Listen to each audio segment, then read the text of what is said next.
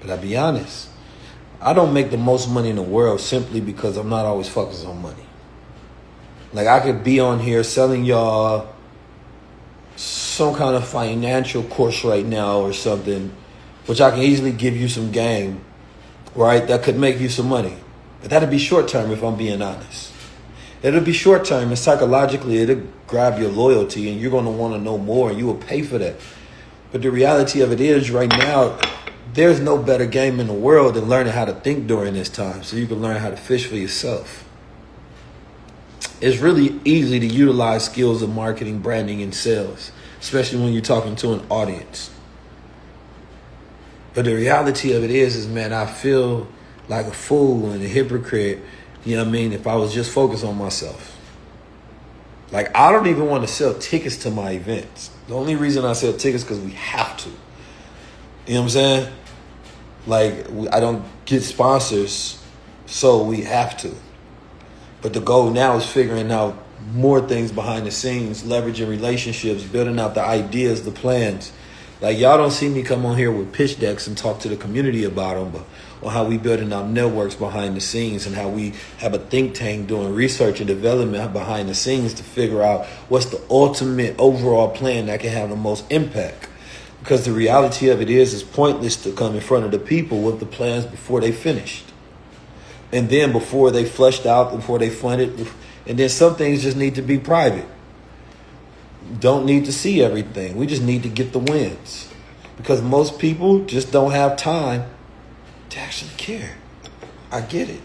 Niggas trying to survive. No, it's not that I don't want to get paid. Believe me. You know what I mean? I am money. We gonna get that money. You feel me? It's I don't want it to always have to be directly from the people. That's the point. You know what I mean? See, like, when people outside the community have like a platform like mine, they get a lot of support from corporate. They get a lot of support from other business people, right? Things of that nature. As a black man, you don't typically get support like that because people are not trying to empower, or historically, right, for the last 10 plus years since Obama got in office, nobody's trying to empower a black man. That's been my reality of what I've seen. I was talking to the homies yesterday and I'm like, I ain't got an award from black people or white people. And about black people, I'm talking about like large institutional things that we look at in our community. You know what I'm saying? There's no empowerment agenda of young black men only when things get so bad that they want to utilize you and your platform. But they don't actually care about you or your platform or your ideas. Right? So you end up having to create independently, creatively, organically, radically, you know what I mean, and figure out a way when all the doors are shut. And then you end up having to make your own door. It is what it is. No, I said large institution. Y'all got one from Billy Carson. That's my brother. You feel me? I'm talking about large institution. Historical ones, We can always create our own. But the point is, we're making a point about the larger black Boolean caucus of things that's out there. And why we end up being the way that we are and just saying, F everybody, I'm going to do things my way. You get jaded by the idea of what so-called culture is because you realize them people ain't free. Them people ain't free. But here's the thing, and I will have to go through a real presentation for y'all to really understand what's going on. Because it gets deep. You know what I mean? It really gets deep. And when you see it, you're going to be pissed off because you're going to be like, God damn. Why nobody talking about this? And I've been breaking it down in videos. I've been putting it in your newsletters, Substacks. I've been tweeting about it, but I think I need to go even harder because we don't have much time. And our conversations right now, the way we use media, We use media like slaves. We use media like we work directly for somebody that hates us. That's how we use media. Like we hate us. It's crazy. Niggas gonna tell you to drink and gamble. You can't hate a black man more than to get influence of millions. And the only thing you would do is to tell niggas to drink and gamble. You can't be a brother to your people. You can't be a good father to your people, an uncle to your people, whatever. And the best thing you can tell niggas to do is drink and smoke during this time and gamble. Y'all think the people for you? Y'all mad at Trump? Y'all mad at Elon? Y'all mad at MAGA? When black media just tells you to drink, smoke, and gamble, they hate you. Anybody who tells you to do that during this time hates you. I'm just telling it like it is because there's only one way to say it. I don't know what else to say. I'm a straight shooter, baby.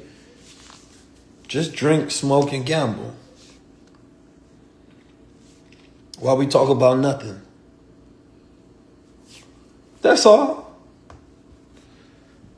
Black media, drink, smoke, gamble. And you mad at the white man? You mad at media?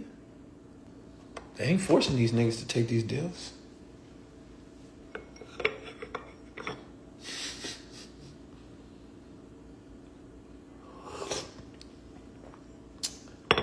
It ain't just the black community, of course. But it is primarily, and mostly because niggas don't talk about nothing that they can't get advertisement from nobody else. Damn, there's water companies, there's technology companies, there's health companies, there's all kinds of different companies, but the biggest bag throwers, motherfuckers gonna come with that big bag. They gonna come with that big bag. Man, tell these niggas to gamble, and I give you a bag. Niggas say, how much? What y'all worrying about tariffs for? What we talking about financial literacy for?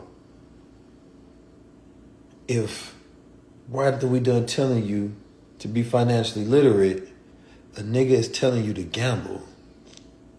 No, we got a culture problem. I seen white men talking shit on the internet about how, the two kids done got into it. The white kid done punched on the black kid done stabbed him and got out of hand and ended up being a terrible situation on all ends. Because that's 2 lives gone. And it was like, that's a culture problem. And of course they doing it because they just want to rage bait, right? But the reality of it is they are right though. It is a culture problem. It is a culture problem. That's why every rapper is getting caught up. It is a culture problem. Because when you turn hip hop into pure capitalism, you know what I'm saying? You demonize it to the lowest form. And then it's no longer art. Yeah, there's a problem. But then, of course, we can always say, okay, well, if you want to talk about the problem, there's 2 things we got to do. We got to talk about the root and we got to talk about the solution. And those are 2 things the devil never want to get into. Because white supremacy is not about getting to solutions and roots. It is about them exalting themselves over you, saying that they're superior. And there's the genetic difference in why it makes you violent, and their violence can just be chalked up to however they want to justify it. So I had that conversation with any white supremacist, but let's talk about the root and the solution. That's the only point. That's the only reason to talk about a problem. If we're going to get to the root and we're going to talk about the solution, because if we ever get to the root of the problem, right, then we can justify rooting anybody out, right? And then we can focus on All right. Education and economic upliftment. Targeting of media to create social, cultural change.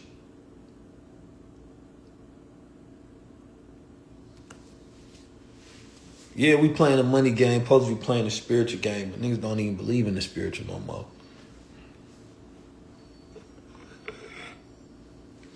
They say, dude, you have money to change this black community.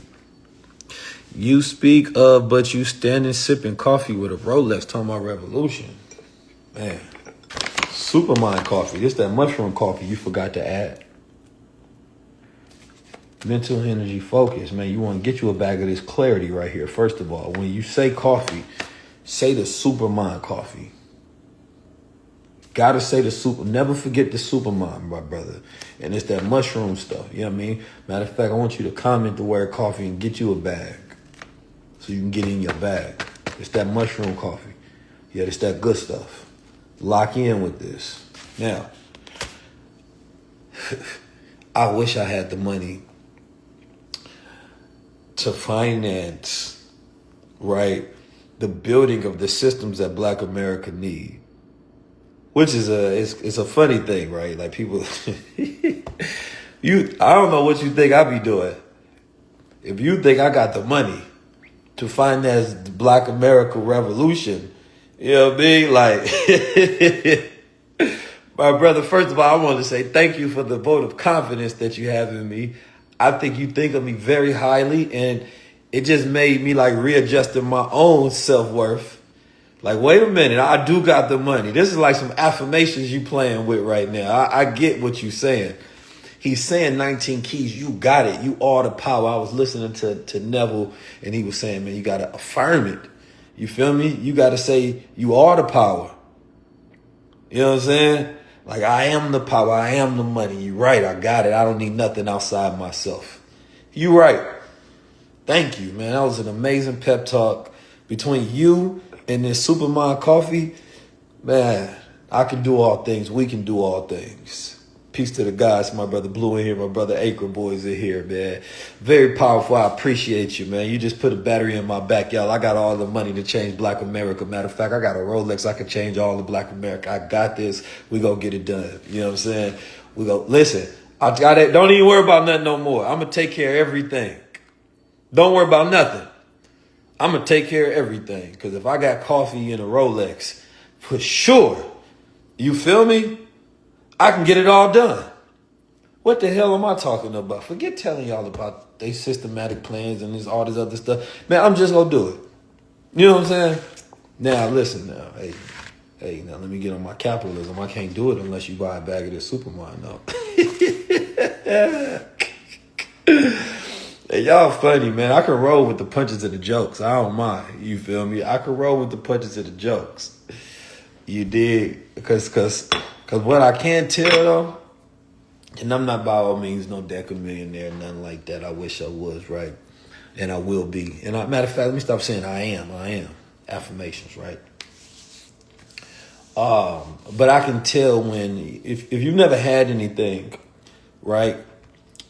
You think anyone who has more than you has enough, right? Like, so like anybody who has more than you is enough. Like, yo, yous is rich.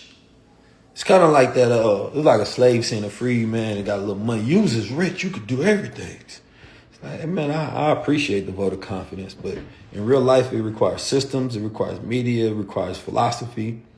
You feel me? It requires everything. My brother say I'm monetizing the revolution. I like that. The revolution will be monetized. I like that. I think I'm going to turn that. This brother is good. I might have to put you on the team. You know what I'm saying? Monetizing the revolution. Because we need some money.